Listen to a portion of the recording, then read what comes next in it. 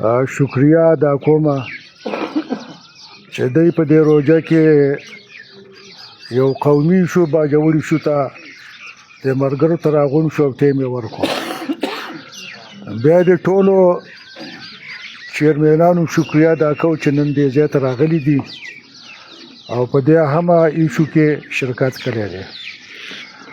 موږ په دې یو دغه به وکړو چې موږ دې صوبه کې 14 کاله حکومت چې کوم دی دا د یو پارټۍ راغی او 13 سال یې پوره شو، 14 کال یې په دې صوبه کې روان دی.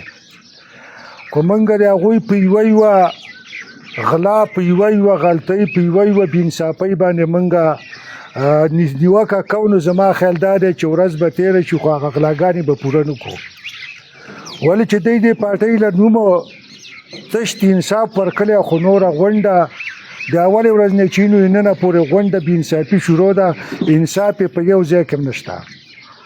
خو نن موږ هغه کرنټ ایشو ته به راشو، ملګرو په تفصیل سره بحث وکړلو، د چرګې نه یې راواخیسته او پرونو د ای ډي پي په وریجو باندې ودرول چې د ای ډي پي په وریجو کې، د ای ډي پي په وریجو په ټیکو کې کم کرپشن شوی دی. مړه تاسو دې ته سوچ وکئ، په کروڑه اروپو په پخو وریجو کې کرپشن شوی دی او هغه ثابت شوي دي او په هغه کې نیول شوي دي او په هغه کې بیرته سزا جزا بیا نشته، بیرته شپې ته شپې هر څه خاموش شوي دي. خو اوس چې کرنټ کمیشو ده هغه د رمضان پیکج دی.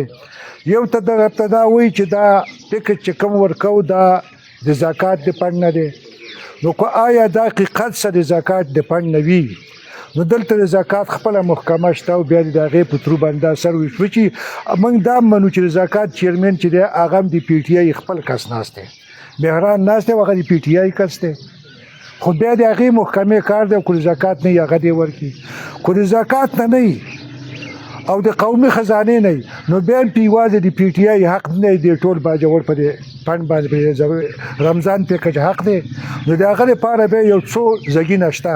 اول خو دا ده چې دا د ار وي سي په سطحه، نو د ار وي سي لپاره یو ښه سیټ اپ باجوړ کې جوړ شوی چې د اوسه پورې هغه ډېر ورته چا په ښه نظر ونه کاته، سټیټ حکومت ورته په ښه نظر ونه کاته چې هغه بلدیاتي سیټ اپ دی. ناظمان دي چې په کار دا و چې ډېر وي سي په سطحه هغو ته کور معلوم دی، کونډه ورته معلومه ده، د هغه ځای یتیم ورته معلوم دی، د هغه ځای غریب ورته معلوم دی.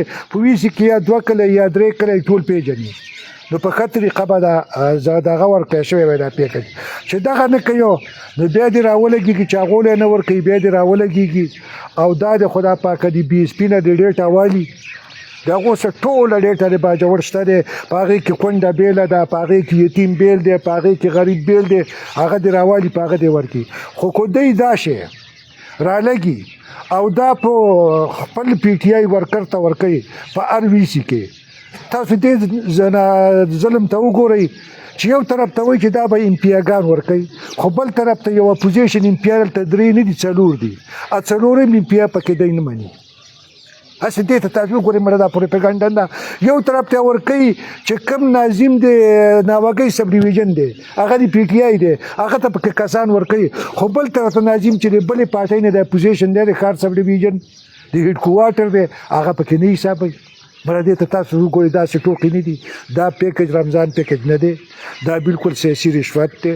خپل ورکر ته ورکوي، نه پکې غریب شته دی او نه پکې مالدار شته، صحیح خپل ورکر ته ورکوي. خو د دې دا ځله موږ د اوسه پورې دا موږ منو چې یوازې باجوړ کې نه، په ټوله صوبه کې په هره ضلع کې یو بیکاري شوې او هغه دا دی چې صحیح اپوزیشن نه دی شوی.